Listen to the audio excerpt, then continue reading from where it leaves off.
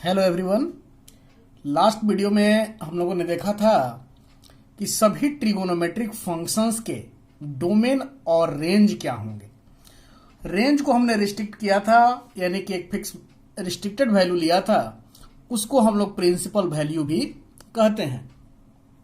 हम लोगों ने एक चीज और देखा था कि किसी भी इनवर्स ट्रिगोनोमेट्रिक फंक्शन का जो रेंज होगा वो कभी भी थर्ड क्वाड्रेंट में नहीं जाएगा, यानी किसी भी इनवर्स ट्रिगोनोमेट्रिक फंक्शन के प्रॉब्लम का सॉल्यूशन थर्ड क्वाड्रेंट का वैल्यू नहीं होगा।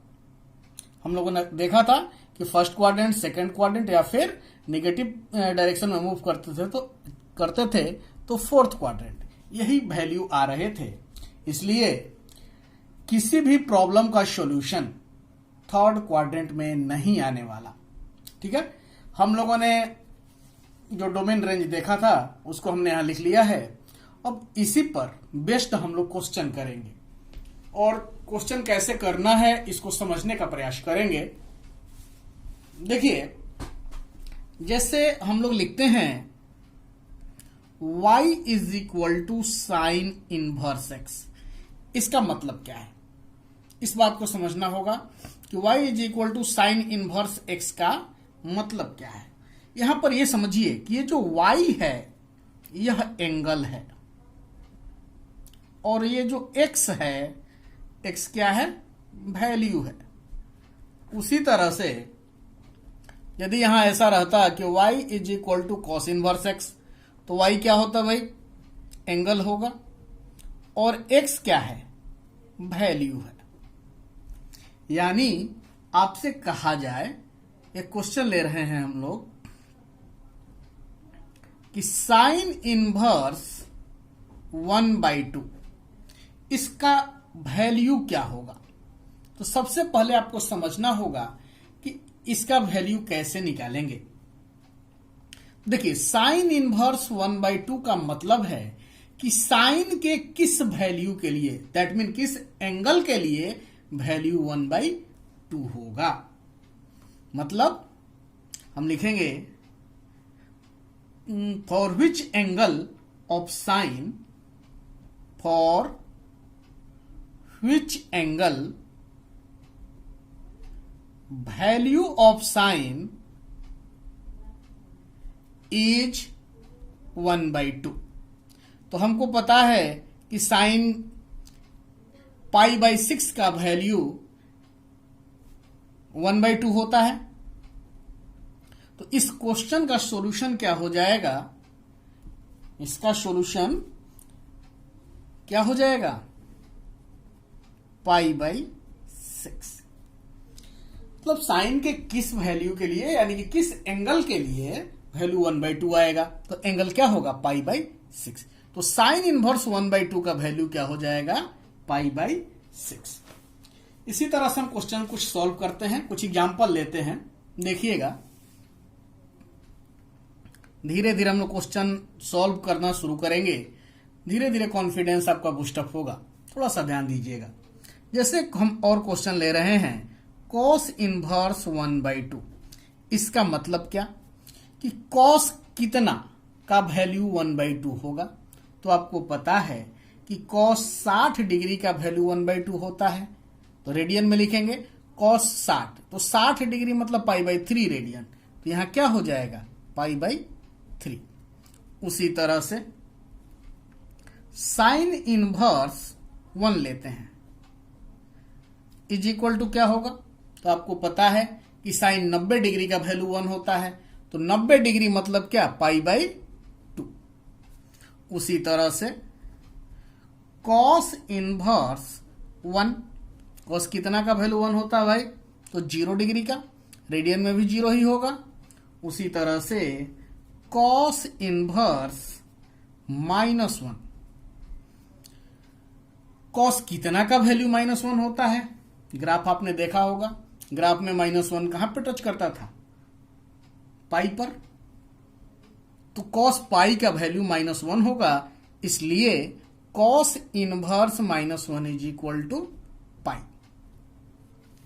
अब आगे बढ़ते हैं, एक और क्वेश्चन लेते हैं, कॉस इनवर्स √3/2। तो आपको पता है कि कॉस कितने का वैल्यू √3/2 होता है? 30 डिग्री का। 30 डिग्री मतलब π/6 रेडियन, तो क्या हो जाएगा? π/6। उसी तरह से कॉस इनवर्स -1/2, या ग्राफ पे ध्यान दीजिए, कॉस का जो ग्राफ होता है हमको देखना है कि -1/2 कहाँ आएगा। तो आपको पता है कि इस तरह से गिरता है, और कितने डिग्री पर वैल्यू -1/2 आएगा? 120 डिग्री पे। तो 120 डिग्री को रेडियन में बदलिएगा तो क्या? 2π/3 रेडियन। ठीक है। अब देखिए एक और क्वेश्चन लेते हैं, कॉस इनवर्स पाई। चलिए अब यहां देखिए कॉस कितना का वैल्यू पाई होता है। पाई का वैल्यू क्या? 3.14। और हम लोग जानते हैं कि कॉस का वैल्यू -1 से 1 के बीच में वेरी करता है, तो 1 से बड़ा है पाई, तो पॉसिबल ही नहीं है। कॉस कोई भी एंगल ले लिया जाए कॉस का, उसका वैल्यू -1 से 1 के बीच में ही रहेगा। लेकिन यहां कह रहा है कि कॉस इनवर्स पाई, यानी कॉस कितना का वैल्यू पाई है, तो पाई वैल्यू कभी नहीं आएगा।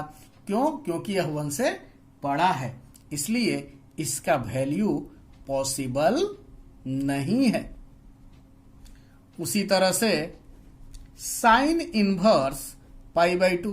π/2 का मतलब पाई का वैल्यू 3.14/2 क्या हो जाएगा? 1.6 समथिंग होगा। 1 से बड़ा है, इसलिए साइन का वैल्यू इतना पॉसिबल ही नहीं है, नॉट पॉसिबल। एक और क्वेश्चन ले रहे हैं, साइन इनवर्स, यहां पर हम लेते हैं फ्रैक्शनल पार्ट फंक्शन। यदि आपको डिफिनीशन याद होगा तो आपसे बनेगा, अदरवाइज आपसे क्वेश्चन नहीं बनेगा। ये हम लिख देते हैं, यहां क्या है? ये है फ्रैक्शनल पार्ट। यहां x क्या है? = इंटीजर है। तो यहां पर फ्रैक्शनल पार्ट क्या होगा? x यदि इंटीजर है तो फ्रैक्शनल पार्ट क्या होगा? 0 होगा। यानी हमें निकालना किसका वैल्यू है? Sine inverse 0। तो साइन कितना का वैल्यू 0 होता है? 0 का। क्लियर है? चलिए एक बात और देखिएगा, एक नोट करके लिखते हैं, साइन इनवर्स x का मतलब, साइन इनवर्स x कहें और साइन x का पावर -1 कहें, ये दोनों दो अलग अलग चीजें हैं, इस पर कंफ्यूज नहीं होना है। ठीक है। Sine inverse x should not be confused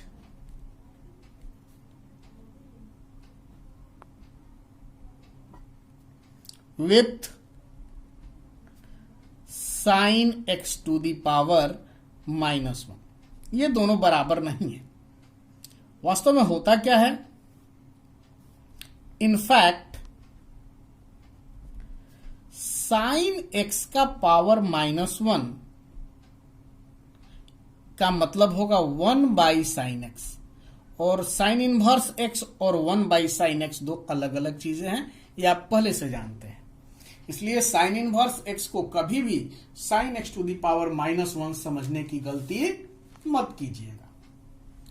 अब हम लोग कुछ क्वेश्चन लेते हैं। ये तो हमने कुछ एग्जांपल्स लिए थे जो कि बेसिक थे, यहां से हर एक बोर्ड एग्जाम में ऑब्जेक्टिव क्वेश्चंस पूछे जाते रहे हैं।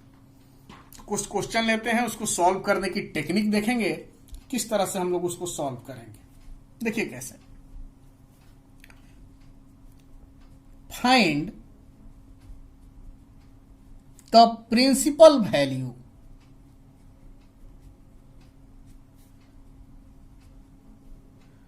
Of sine inverse 1/√2। क्वेश्चन कैसे सॉल्व करें, अप्रोच को समझिएगा, बहुत ही आसान टॉपिक है आपके लिए। देखिए हम लोग क्या करेंगे, सॉल्यूशन। लेट जो भी फंक्शन गिवन है उसको एज्यूम कर लेते हैं।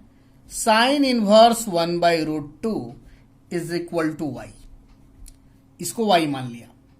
अब y मान लिया मतलब क्या, sine y is equal to 1/√2 होगा। अब देखिए sine y is equal to, sine के टर्म में लिखेंगे, साइन कितना का वैल्यू 1/√2 होता है। आपको पता है कि साइन 45 डिग्री यानी साइन π/4।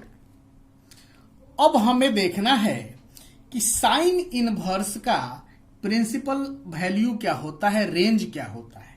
तो हमको पता है कि -π/2 से π/2 के बीच में होता है। तो π/4 को चेक करना है कि π/4 क्या -π/2 से लेकर π/2 के इंटरवल में है। तो हम देख रहे हैं कि ये π/4 उसी इंटरवल में लाई कर रहा है, इसलिए हम लोग लिख सकते हैं कि y इज इक्वल टू π/4। यदि ये उस इंटरवल में लाई नहीं करता तो हमें इसको कन्वर्ट करके उस पर्टिकुलर इंटरवल में यानी कि साइन इनवर्स के रेंज में इसे लाना पड़ता, लेकिन यहां ऑलरेडी है इसलिए हमें कुछ करने की जरूरत नहीं है। यहां मेंशन करेंगे कि π/4 जो है ये बिलोंग कर रहा है इस इंटरवल में, -π/2 से लेकर π/2 के इंटरवल में। ये इंटरवल कौन सा है, साइन इनवर्स का रेंज है। अब चलिए y हमने किसको एज्यूम किया था, साइन इनवर्स 1/√2 को। तो लिखेंगे sine inverse 1/√2 is equal to क्या, π/4। कंक्लूड करेंगे, thus principal value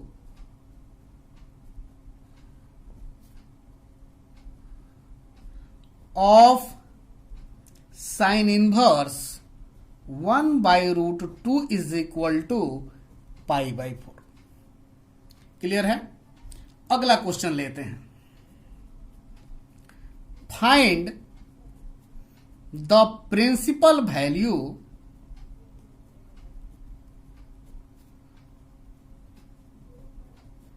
of cot inverse -1/√3। चलिए जो भी गिवन फंक्शन है उसको मान लेते हैं कि y के बराबर है। Let cot inverse -1/√3 is equal to y। यहां हम y ही माने, कोई जरूरी नहीं है, आप कुछ भी मान सकते हो। चलिए आगे बढ़ते हैं।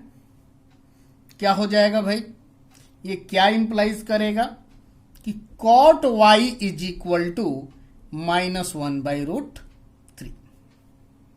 प्रोसीड करेंगे, कॉट y माइनस, अब 1/√3 कॉट कितना का वैल्यू होता है, कॉट 60 का, यानी कॉट π/3।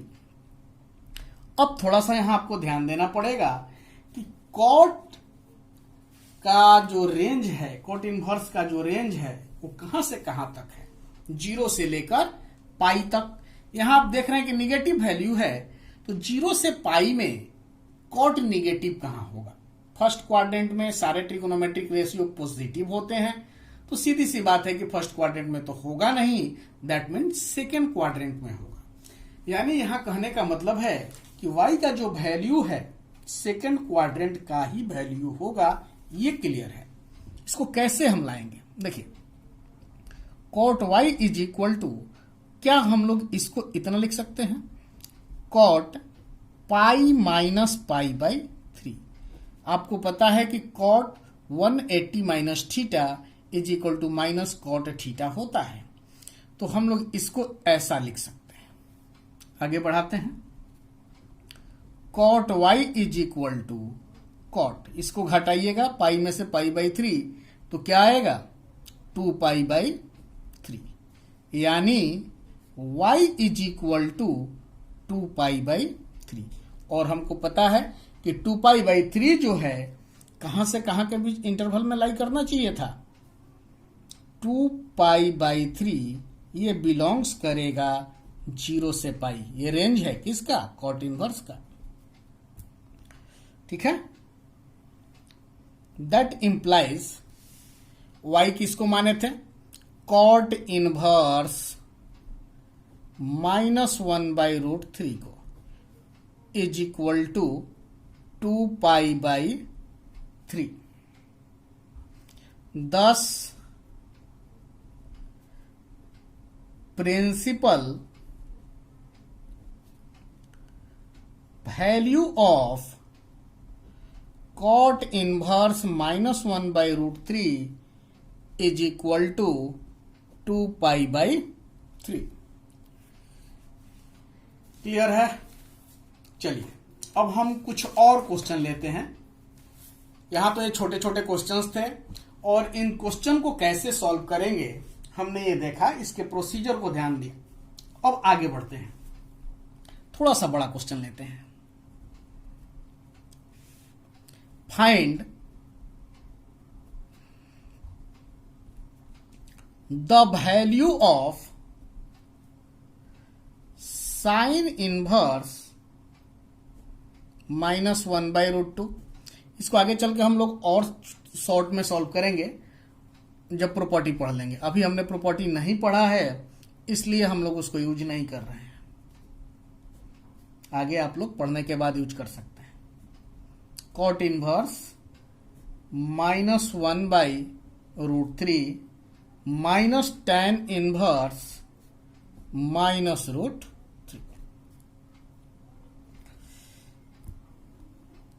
सॉल्यूशन देखिए, बारी बारी से हम लेके चलें, सबको सॉल्व करते चलेंगे। ये क्वेश्चन में देखिए चार टर्म है, 1 2 3 4।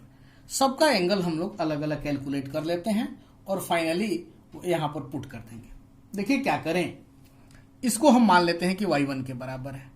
Late y1 is equal to sine inverse -1/√2। क्या हो जाएगा? साइन y1 बराबर क्या? -1/√2। Sine y1 is equal to minus sine π/4 का वैल्यू है ये। फिर बढ़ते हैं आगे, साइन y1। अब यहां साइन की बात हो रही है। आपको पता है कि साइन इनवर्स का प्रिंसिपल रेंज -π/2 से π/2 होता है। तो क्या हम लोग इसको ऐसा लिख सकते हैं? हम जानते हैं कि sine -θ is equal to minus sine θ, यानी y1 is equal to -π/4। y1 किसको माने थे भाई? साइन इनवर्स -1/√2 का वैल्यू क्या हो गया? -π/4 हो गया। क्लियर है? अब देखिए दूसरा पोर्शन, दूसरा टर्म ले रहे हैं। इसको मान लेते हैं let y2 is equal to cos inverse -1/2। बिल्कुल सिमिलर वे में इसको बढ़ाइएगा। Cos y2 is equal to -1/2। क्या लिख दें? -1/2। कॉस कितना का वैल्यू 1/2 होता है? कॉस कितना का वैल्यू? 60 का, यानी π/3। क्या लिख दें? माइनस कॉस π/3, यानी कॉस y2। कॉस का भी कॉस इनवर्स के लिए प्रिंसिपल रेंज आपको पता है। रेंज होता क्या है? 0 से पाई। तो 0 से पाई के बीच में लेना है। निगेटिव है, फर्स्ट क्वाड्रेंट में निगेटिव होगा नहीं, तो स्वाभाविक है कि सेकंड क्वाड्रेंट में ही होगा। तो क्या करें?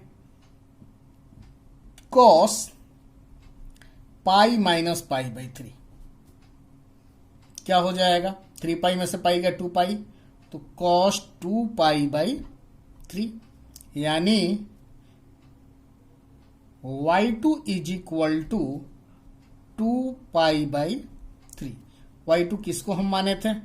Cos inverse -1/2 is equal to 2π/3।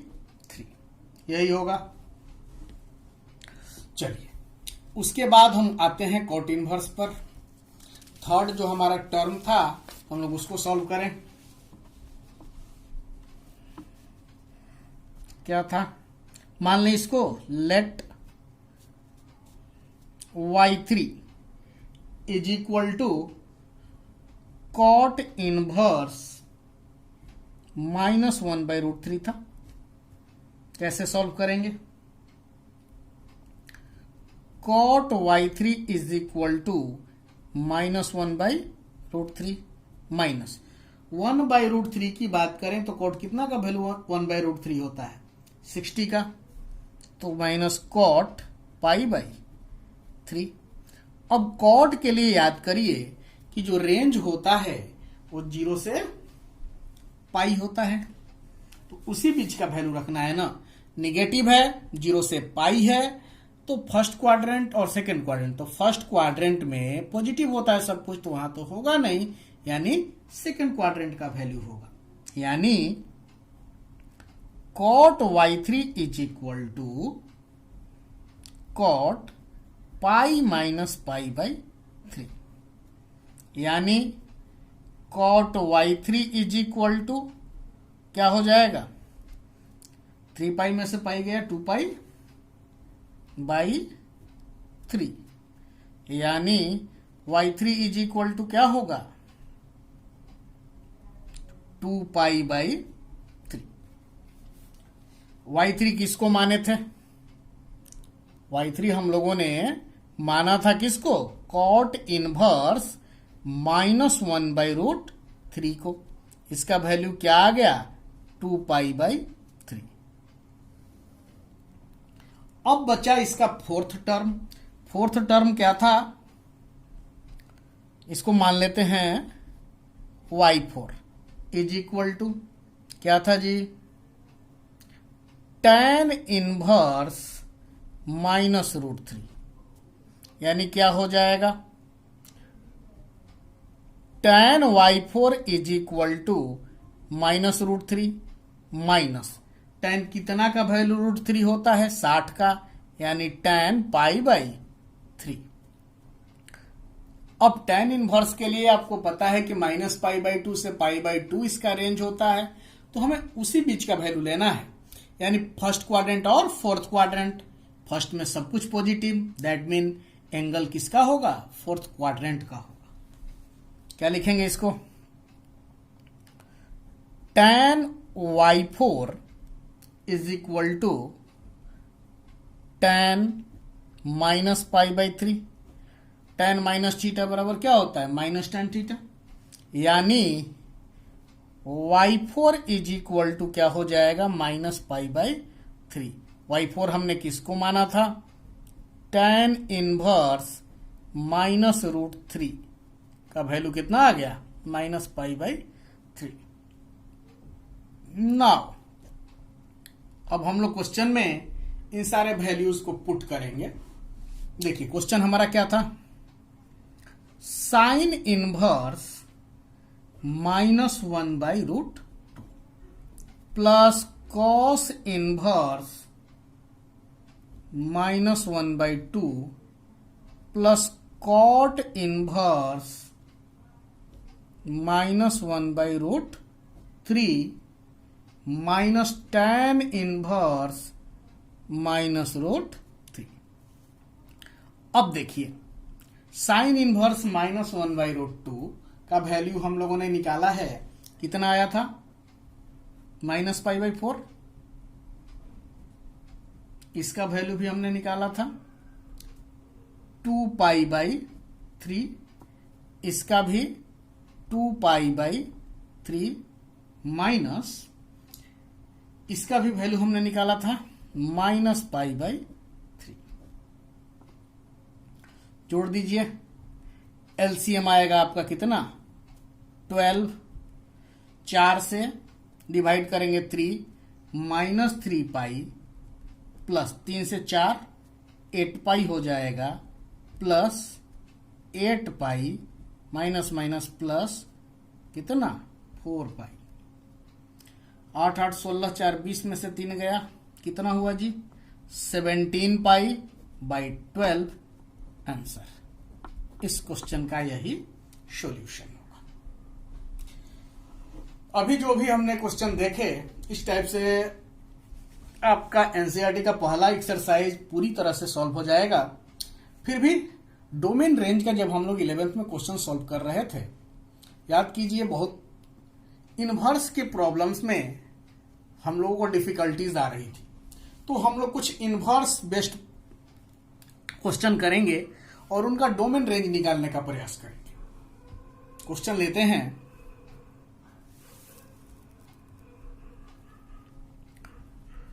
Find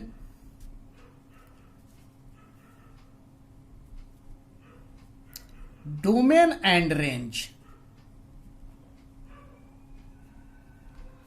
of the function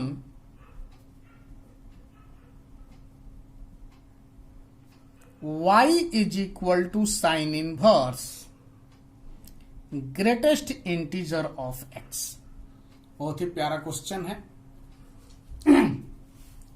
इस क्वेश्चन में डोमेन रेंज का कंसेप्ट तो आपके माइंड में होना ही चाहिए, साथ ही साथ आपको ग्रेटेस्ट इंटीजर फंक्शन का आइडिया होना चाहिए। मैं समझता हूं कि 11th क्लास में आपने पढ़ा होगा और मेरे स्टूडेंट तो जरूर पढ़े हैं। यदि उनको याद नहीं है तो फिर ये उनकी गलती है। क्या फंक्शन दिया गया है? y is equal to sine inverse greatest integer of x। अब देखिए, इस फंक्शन के डिफाइन होने के लिए sign inverse x, sine inverse जो फंक्शन होता है उसका डोमेन क्या होता है? -1 से 1। तो यहां हम लोग क्या लिखेंगे? सिंस ये जो ग्रेटेस्ट इंटीजर ऑफ x है, हम लोगों ने अभी देखा था कि हमारा साइन इनवर्स x जो फंक्शन था उसका डोमेन -1 से 1 हो रहा था। तो यहां x की जगह पे क्या है? Greatest integer of x। ये कहां से कहां तक लाई करेगा? -1 से लेकर +1 तक। क्लियर है? इसको देखिए, ग्रेटेस्ट इंटीजर ऑफ x का जो वैल्यू होगा हमेशा इंटीग्रल वैल्यू होगा। तो इस इंटरवल में -1 से 1 के इंटरवल में ये क्या क्या वैल्यू हम लोगों को दे सकता है? ये वैल्यू दे सकता है -1, 0 और 1। ये 3 इंटीजर पॉसिबल है। ये क्या इंप्लाइज करेगा? ये तो ग्रेटेस्ट इंटीजर की बात हो रही थी और इस फंक्शन का डोमेन निकालना है। मतलब क्या कि x के किस किस वैल्यू के लिए फंक्शन डिफाइन है। तो हमें देखना है कि x के किस किस वैल्यू के लिए ग्रेटेस्ट इंटीजर ऑफ का वैल्यू -1, 0, 1 आ रहा है। तो क्या x को -1 से लेकर, x तो -1 से बड़ा ही होगा और 2 से छोटा, इसके बीच का कोई भी इंटीजर ले लिया जाए तो क्या उसका ग्रेटेस्ट इंटीजर फंक्शन का वैल्यू -1, 0, 1 होगा कि नहीं होगा? यानी x जो है -1 से लेकर 2 तक 1 क्लोज होगा और 2 ओपन होगा। तो इसके लिए ग्रेटेस्ट इंटीजर फंक्शन का वैल्यू -1, 0, 1 होगा। इसलिए x के इन वैल्यू के लिए यह फंक्शन डिफाइन होगा। तो यही इसका क्या हो गया? डोमेन हो गया। दस डोमेन इज इक्वल टू, हम इंटरवल के फॉर्म में लिखना चाहें तो क्या लिखेंगे? -1 से लेकर कहां तक? 2 तक। 2 के तरफ क्या? Open interval. क्लियर है? अब चलिए, अभी तो हमने डोमेन निकाला, अब आते हैं रेंज पर। रेंज हमने पढ़ा था कि साइन इनवर्स x का रेंज क्या होता है। देखिए फंक्शन क्या है, पहले लिख लें। y is equal to sine inverse greatest integer of x।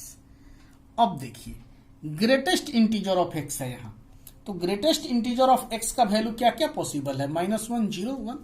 यानी इसका वैल्यू क्या क्या हो सकता है? साइन इनवर्स -1, साइन इनवर्स इसकी जगह पे हमें वैल्यू पुट कर रहे हैं 0, साइन इनवर्स 1। क्या हो जाएगा? साइन इनवर्स -1 का वैल्यू -π/2। ये सॉल्व करना सीख लिया है हमने। इसका 0 और इसका क्या?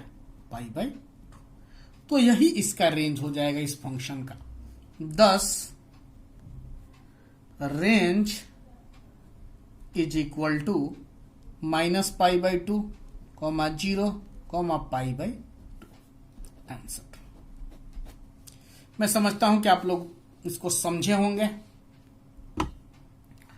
अब और क्वेश्चन लेते हैं और उनको समझने का प्रयास करते हैं।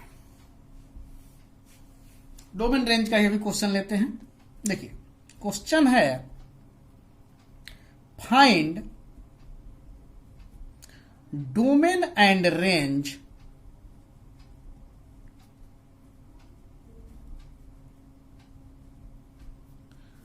of the function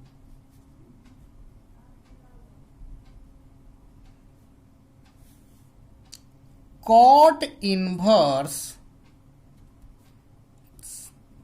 signum x। Signum function आप लोगों ने पढ़ा होगा, याद करिए। सिग्नम फंक्शन में क्या होता था? सिग्नम फंक्शन में फंक्शन का वैल्यू हमेशा -1, 0, 1, यही 3 वैल्यू आता था। x जब 0 से छोटा होता था तो -1, 0 होता था तो 0, और x जब बड़ा होता था 0 से तो उसका वैल्यू 1। खैर देखिए, ये कॉट इनवर्स का डोमेन क्या होगा? r होता है, रियल नंबर, यानी सिग्नम ऑफ x, यही ना, इसी का वैल्यू ना। ये क्या होगा? रियल नंबर होगा। Signum of x belongs to real number. तो ये रियल नंबर के लिए x हर एक रियल नंबर के लिए डिफाइन हो जाएगा। That implies x belongs to r। आप चाहो तो यहां मेंशन कर लो कि सिंस हमने ये क्यों लिखा, तो लिख लीजिए domain of cot inverse x बराबर r। इसलिए इसी का ना, इसी के लिए डिफाइन होगा, तो ये r होगा। और सिग्नम x रियल नंबर है तो हर एक x के लिए है, तो x belongs to r। Therefore domain is equal to क्या हो जाएगा इस फंक्शन का? Real number. रियल नंबर मतलब क्या? -∞ से +∞। अब रेंज समझने की जरूरत है। Range,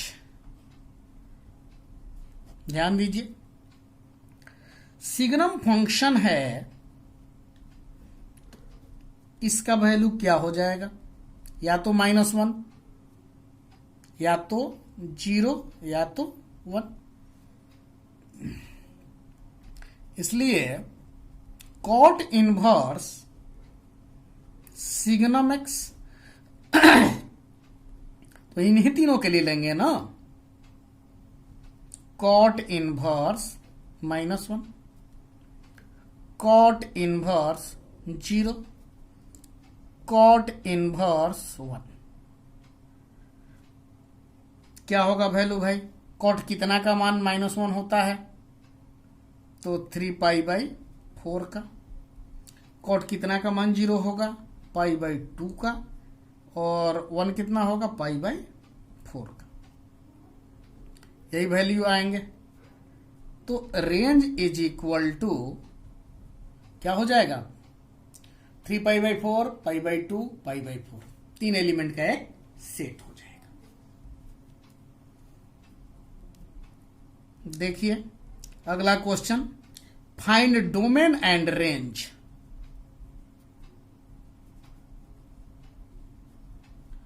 of the function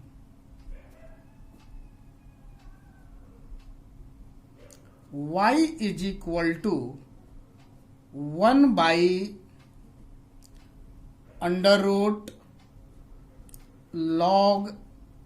cot inverse x। ln cot inverse x है। अब चलिए इस फंक्शन का हमें क्या करना है? डोमेन एंड रेंज फाइंड करना है। बहुत ध्यान देने की जरूरत है। कैसे निकालेंगे? डोमेन का मतलब क्या? जो वेरिएबल है वो किस किस वैल्यू के लिए डिफाइन है। तो यहां वेरिएबल क्या है? x। अब देखिए यह जो गिवन फंक्शन है, पहले उस पर ध्यान दीजिए। Given function y is equal to 1/√ln cot inverse x। अब देखिए, ये जो अंडर रूट में है इसका वैल्यू हमेशा, कोई भी अंडर रूट में होता है, स्क्वायर रूट होता है, कोई भी वैल्यू तो हमेशा 0 या 0 से बड़ा होता है, दैट मीन नॉन नेगेटिव होता है। और यह बटा में है, देखिएगा 1/समथिंग है, तो ये कभी भी 0 भी नहीं हो सकता, क्योंकि 1/0 क्या होगा, अनडिफाइन हो जाएगा। दैट मीन ये जो वैल्यू है ये 0 से बड़ा होना चाहिए। हम लिखेंगे for y to be defined, y के डिफाइन होने के लिए हम x का वैल्यू निकालना चाह रहे हैं, वही इसका डोमेन होगा, यानी कि ln cot इनवर्स x जो है ये ग्रेटर देन 0 होगा। तरीके से अंडर रूट के अंदर है तो ग्रेटर देन इक्वल टू 0 होना चाहिए था, लेकिन यह बटा में है और ये कभी भी 0 नहीं हो सकता, क्योंकि 1/0 अनडिफाइन हो जाएगा, इसलिए इक्वलिटी यहां नहीं लगाएंगे। क्लियर है? अब देखिए, अब हम दोनों तरफ एक्सपोनेंशियल ले लें तो ये ln खत्म हो जाएगा, यहां क्या बचेगा, cot इनवर्स x, और इधर क्या बचेगा, e का पावर 0। अब चलिए, cot इनवर्स x का वैल्यू e का पावर 0 क्या होगा, 1 से बड़ा है, और cot इनवर्स 1 से बड़ा मैक्सिमम कहां तक जाएगा, पाई तक, क्योंकि यही उसका रेंज है, उसके आगे तो जा ही नहीं सकता। यानी यह इंप्लाइज करेगा कि यह जो cot इनवर्स x है, देखिए ग्रेटर देन क्या, e का पावर 0, e का पावर 0 मतलब क्या, 1, यानी कि 1 से बड़ा है। 1 से बड़ा है तो भाई कहां तक बड़ा है, अनंत इन्फिनिटी तक तो जाएगा नहीं। क्यों नहीं जाएगा, क्योंकि cot इनवर्स x का जो रेंज है 0 से पाई होता है, यानी यह पाई तक ही जाएगा। पाई में भी इक्वलिटी होल्ड नहीं करेगा, उससे छोटा ही रहता है क्योंकि ओपन इंटरवल होता है। चलिए, यही होगा। अब देखिए हम क्या करें कि दोनों तरफ 3 साइडेड है ना, cot ले लें तो यहां क्या हो जाएगा, cot 1, यहां क्या होगा, cot ले लेंगे तो cot इनवर्स x क्या होगा, x हो जाएगा, और यहां क्या होगा, cot पाई होगा। अब यहां सोचना है इसका जो, ये जो इनका साइन क्या ऐसा ही रहेगा या चेंज होगा। ये लेस देन था तो ये क्या हो जाएगा, इनइक्वालिटी बदलेगा, यहां भी ग्रेटर होगा। ये क्यों बदल गया, इस पे आपको ध्यान देने की जरूरत है। ध्यान नहीं रखिएगा क्वेश्चन गलत होगा। cot इनवर्स x का ग्राफ याद करिए। cot इनवर्स का जो फंक्शन था वह डिक्रीजिंग फंक्शन था, डिक्रीजिंग फंक्शन है, उसके चलते ये इनइक्वालिटी चेंज हो जाएगा। यहां मेंशन करेंगे कि since cot inverse is decreasing function, ठीक है, देयरफॉर x कहां से कहां तक, cot 1 से लेके cot पाई का वैल्यू क्या, -इन्फिनिटी, तो -इन्फिनिटी तो छोटा हो गया ना, और मैक्सिमम कहां तक जाएगा, cot 1 तक। cot 1 का वैल्यू हमें नहीं पता है तो cot 1 ही छोड़ देंगे। x बिलोंग्स टू क्या, -इन्फिनिटी से लेके cot 1 तक। इक्वलिटी कहीं नहीं है तो दोनों तरफ इंटरवल कैसा, ओपन। ये इस फंक्शन का डोमेन हो गया। अब रेंज कैसे निकालेंगे, देखिए, now ln cot inverse x कहां से कहां तक भाई, -इन्फिनिटी से इन्फिनिटी में लाई करता है, इसलिए अब ये तो अंडर रूट में है ना, अंडर रूट में है तो इसका वैल्यू जो होगा 0 से लेके इन्फिनिटी तक ही लाई करेगा। 0 तो होगा नहीं क्योंकि बटा में है ना, यानी y तो यही था ना, 1/y होता, तो इसका वैल्यू कहां से कहां तक जाएगा, ये 0 से इन्फिनिटी गया तो y बिलोंग्स टू कहां से कहां तक, 0 से इंफिनिटी तक हो जाएगा। आप इस पे कंफ्यूज मत होइएगा, 0 से इंफिनिटी है ना, तो इंफिनिटी के चलते 0 हो गया, क्योंकि 1/इंफिनिटी लगभग 0, 1/0 लगभग इंफिनिटी, इसलिए 1/ इतना हम लिखेंगे इतना से इतना तक, यानी कंक्लूड करना है सॉल्यूशन को। 10 डोमेन क्या हुआ,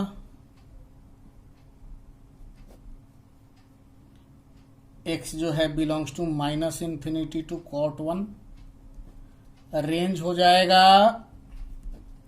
y बिलोंग्स टू 0 से इंफिनिटी तक। चलिए अगला क्वेश्चन लेते हैं।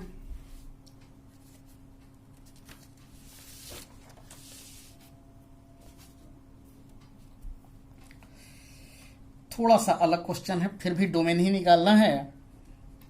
Find the domain of the function. Function का डोमेन निकालना है। फंक्शन है tan inverse y is equal to tan inverse x plus पाई/4। इस फंक्शन का हमें डोमेन कैलकुलेट करना है। कैसे करेंगे, थोड़ा सा ध्यान दीजिए। कभी भी क्वेश्चन सॉल्व करेंगे तो जो भी गिवन है उसको लिखेंगे, गिवन फंक्शन। क्या फंक्शन दिया गया है भाई, tan inverse y is equal to tan inverse x plus पाई/4। अब बताइए कि tan इनवर्स y या tan इनवर्स x कुछ भी रहे, कोई वेरिएबल रहे, तो उसका यानी tan इनवर्स का रेंज क्या होता था, -π/2 से π/2। तो tan इनवर्स y बराबर हम लिख सकते हैं कि -π/2 से π/2। तो ये और ये तो बराबर ही है ना, तो इसकी जगह पे ये भी लिखा जा सकता है, यानी कि tan इनवर्स x प्लस π/4। इसका जो वैल्यू है -π/2 से लेकर π/2 के बीच में होगा। क्लियर है। अब चलिए हम लोग सब में π/4 माइनस करेंगे, तो -π/2 माइनस π/4, और यहां माइनस कर देंगे तो क्या बचेगा, tan इनवर्स x, और यहां क्या π/2 माइनस π/4। यहां क्या हो गया, -3π/4, 2 से 2, 2π माइनस π 3π, tan इनवर्स x, और π/2 में से π/4 घटाएंगे तो क्या बचेगा, π/4। ये आ गया। अब चलिए tan इनवर्स का वैल्यू क्या -π/2 से छोटा हो सकता है, नहीं हो सकता। तो यहां लिखेंगे कि बट tan इनवर्स x का जो वैल्यू है कहां से कहां तक, -π/2 से π/2 तक। तो यहां π/4 तक ही है, तो π/2 से -π/2 से π/4 तक। अब चलें, यहां देखिए -90 हुआ ना, और यहां क्या हो रहा था, उससे ये और छोटा हो रहा था, लेकिन tan इनवर्स x का तो रेंज -π, मिनिमम तो -π/2 ही होगा ना, और मैक्सिमम π/2 होता था, तो उसके पहले ही π/4 आ जाएगा, इससे बड़ा तो होगा नहीं, इसलिए यही हो जाएगा। क्या हो जाएगा आगे, tan ले लिया जाए तो tan -π/2, और यहां tan लेंगे तो tan इनवर्स लेंगे तो क्या बचेगा x, और यहां क्या tan π/4। तो आप कहोगे कि लो वहां तो आपने इनइक्वालिटी चेंज किया था, यहां नहीं कर रहे हैं। हाँ, हम बिल्कुल नहीं करेंगे। क्यों नहीं करेंगे, क्योंकि tan इनवर्स x जो है कैसा फंक्शन है? इंक्रीजिंग फंक्शन है। हमने देखा था पिछले वीडियो में कि यह फंक्शन कैसा है? इंक्रीजिंग है। तो इंक्रीजिंग फंक्शन है तो इनइक्वालिटी पे प्रभाव नहीं पड़ेगा। इसका वैल्यू आपको पता है -∞ और tan π/4 का 1। देयरफॉर x कहां से कहां तक? -∞ से 1 तक। यही इस क्वेश्चन का आंसर होगा, यही डोमेन होगा। क्लियर है? चलिए एक और क्वेश्चन लेते हैं। बहुत ही छोटा सा ट्रिकी क्वेश्चन है। फाइंड द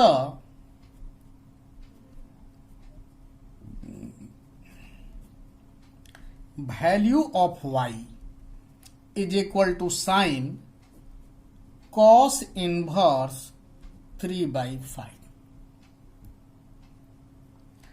क्या दिया गया है भाई? y इज इक्वल टू दिया है साइन cos इनवर्स 3/5।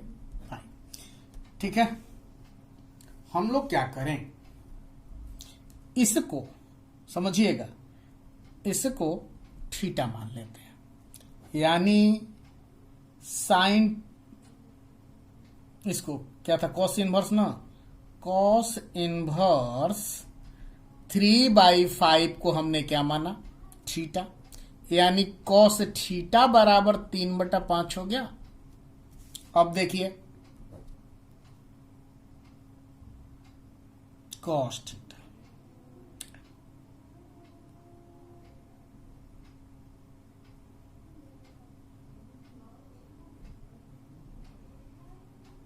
चलिए ये मान लो कि थीटा है तो ये 3 और ये 5 यही होगा। पाइथागोरस थ्योरम से ये क्या हो जाएगा? 4। तो cos theta is equal to 3/5 है तो साइन थीटा क्या हो जाएगा भाई? 4/5 होगा। अब देखिए ये तो थीटा था ना, तो साइन थीटा 4/5 आ रहा है, आया ना। y इज इक्वल टू कितना? Sine theta. साइन थीटा का वैल्यू तो साइन थीटा 4/5 है ना। Therefore y is equal to कितना? Sine theta. पॉजिटिव वैल्यू मिलेगा तो y इज इक्वल टू क्या हो गया? 4/5 आंसर। क्लियर है? चलिए अब हम थोड़ा सा एक दो क्वेश्चन करने जा रहे हैं जो इससे थोड़ा सा हटकर है। ये तो हम लोग डोमेन रेंज निकालना सीख रहे थे 11th क्लास में, जो आपको डिफिकल्टीज आ रही थी। और जेई पर्सपेक्टिव से ये बहुत इंपॉर्टेंट है क्योंकि डोमेन रेंज के क्वेश्चन अक्सर पूछे जाते हैं। जेई का कभी भी ऐसा क्वेश्चन नहीं बनता जब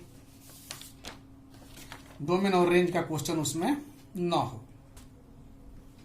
इसलिए हम लोगों ने इन चीजों को देखा। अब देखिए कुछ क्वेश्चंस लेते हैं। If sine inverse x plus sine inverse y plus sine inverse z is equal to 3π/2, then what is the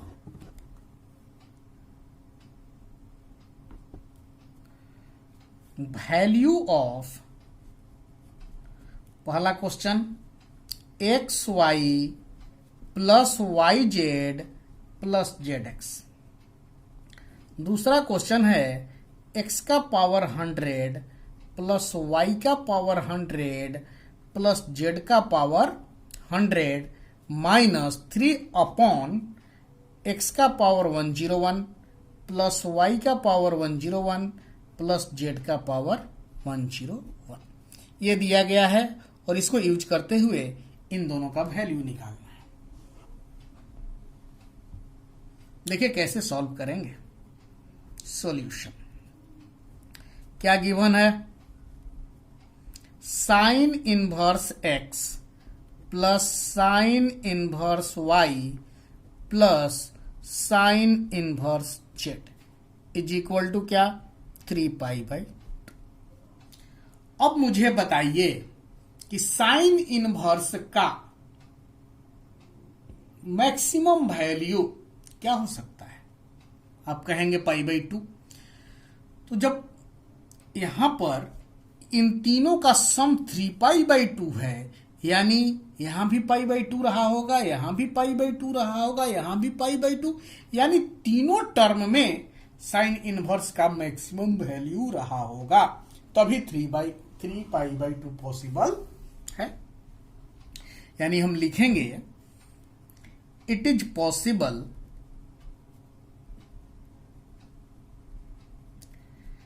only when